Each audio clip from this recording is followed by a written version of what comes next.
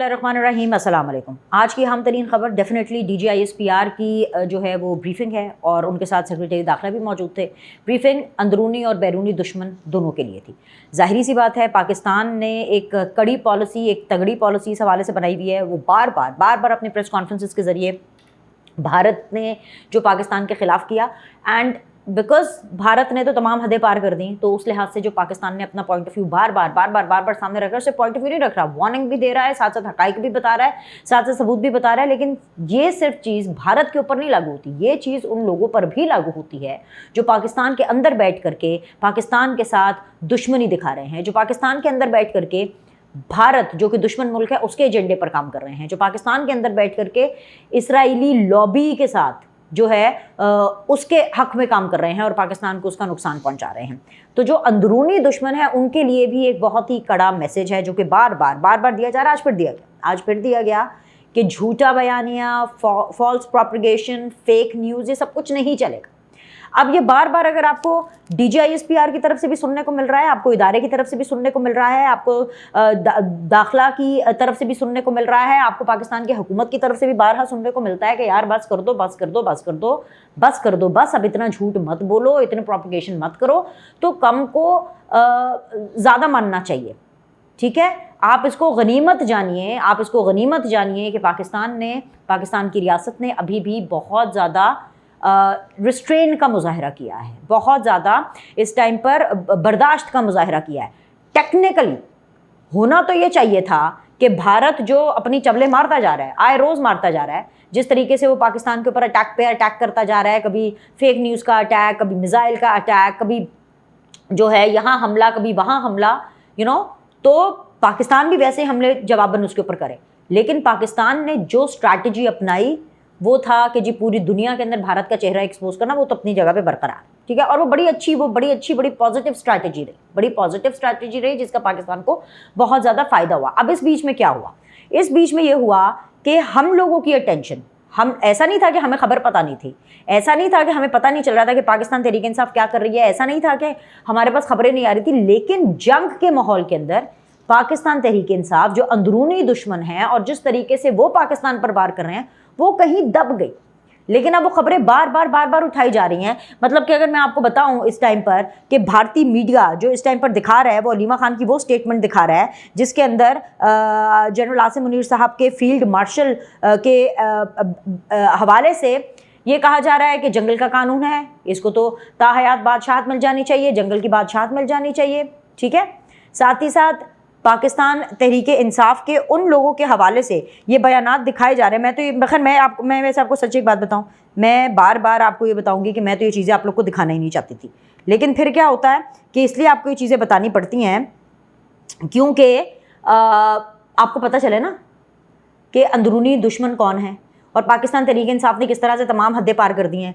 फिर ये कहते हैं कि जी 9 मई के ऊपर हमें सज़ाएं क्यों हो रही हैं, और फिर ये कहते हैं कि जी फ़ौजी अदालतों में क्यों मुकदमात जा रहे हैं। मतलब माफ़ी इनको कैसे मिले, तो इनको माफ़ी क्यों नहीं मिल रही है? एक तो अव्वल माफ़ी मांग नहीं रहे हैं, plus action speaks louder than words. इनके एक्शन जो हैं वो तो बहुत ही तबाहकुन, वो तो बहुत ही सुसाइडल है, वो होते हैं, वो ऐसी नहुसत इन्होंने फैलाई भी है। ये कौन है जी भाई? सीधी सी बात है, इनके शाहिद खटक साहब PTI वाले हैं जी। उनका बयान भी जो है वो भारतीय चैनल चला रहे हैं कि जी Pakistani prime minister is a गद्दार। किस बात पे गद्दार है? क्योंकि जी ड्रोन पहुंचे, कैसे ड्रोन इस्लामाबाद तक कैसे आ गए? अलीमा खान का बयान चल रहा है, how are Indian drones reaching Pakistan, ठीक है। ये आप साथ पे मैं बल्कि अपने ये टीम से भी कहूँगी कि इस वीडियो के साथ जो है वो ये तमाम जो तस्वीरें ये दिखाएं आपको कि जो इस वक्त जो भारतीय मीडिया है वो क्या कर रहा है। अब ऐसे में जंग के दौरान ये खबरें दब गई, ठीक है। टेलीविजन शोज़ के ऊपर जब PTI वाले आते हैं तो तब तो बोलते हैं कि जी जो केस PTI के कीबोर्ड वॉरियर्स ने लड़ा है पाकिस्तान का भारत के खिलाफ, वो तो किसी ने भी नहीं लड़ा। वो तो जी अता तारड़ ने भी तारीफ़ कर दी, वो तो जी DGISPR ने भी तारीफ़ कर दी, वो तो पता नहीं किसने तारीफ़ कर दी। भाई अगर अता तारड़ ने तारीफ़ की जो कि वो उसने अपना बड़प्पन दिखाया, वो इसलिए उसने बड़प्पन दिखाया कि भाई वो वक्त नहीं था कि आप PTI के गंदे अंडों को और आप इन गंदे कीड़ों को उठा करके आप उनको हाईलाइट करते कि देखो भाई ये कर रहा है। लेकिन अब क्योंकि पाकिस्तान जंग जीत चुका है और ये जंग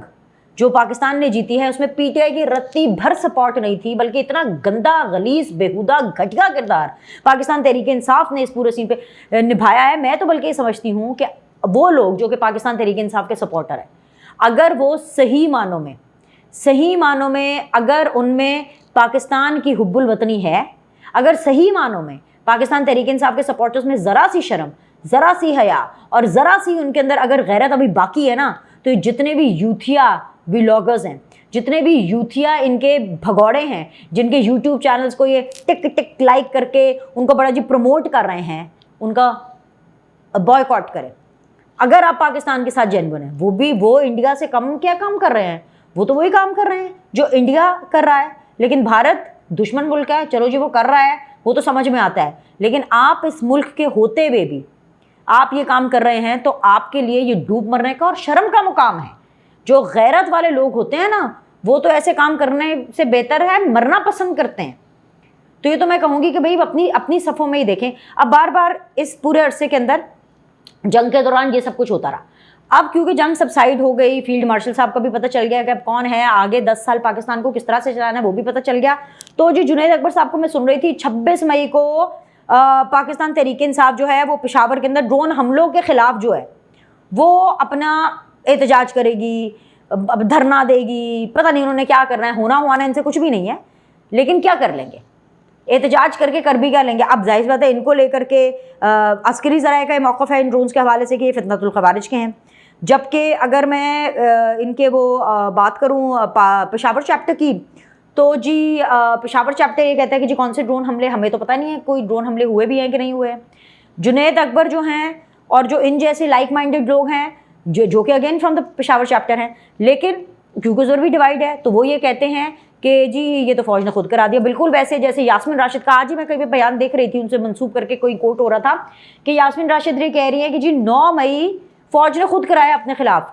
तो भाई तुम अब मुझे बताएं कि जब आप इसी तरह के बयान देंगे, इस किस्म की आप हरकतें करेंगे, अभी जंग जो है पूरी तरह से ख़त्म नहीं हुई, अभी हम पाकिस्तान एक सेलिब्रेशन मोड में है, प्लस एक ऐसे मोड में है कि उसको बिवेयर भी रहना है अंदरूनी और बैरूनी दुश्मनों से। आप जी 26 मई को हम फलाने के खिलाफ एहतजाज करें, टिंगड़े के खिलाफ एहतजाज करें, अली मीन गंजापुर साहब भी जिंदा हो गए हैं जो है वो 2 हफ्ते खामोश रहने के बाद कि जी अब मैं भी जो हूँ इस एहतजाज में अपना हाथ डालूंगा और मैं IMF के साथ जो है बिल्कुल रब्ता और वो कॉपरेट नहीं करूँगा अगर जो है मुझे मेरे लीडर से मिलवाया नहीं जाता। दूसरी तरफ जी अली गौहर की जो मुलाकात हुई है शाह महमूद कुरैशी साहब से, अब ये जो मुलाकात हुई है मतलब उसकी अच्छी बात है कि मुलाकात हुई है, मतलब शाह महमूद कुरैशी साहब is a same person as compare to rest of the PTI। तो उम्मीद तो मैं यही करती हूँ कि वो कुछ इनको जो है ना मतलब कोई अक्लमती देंगे।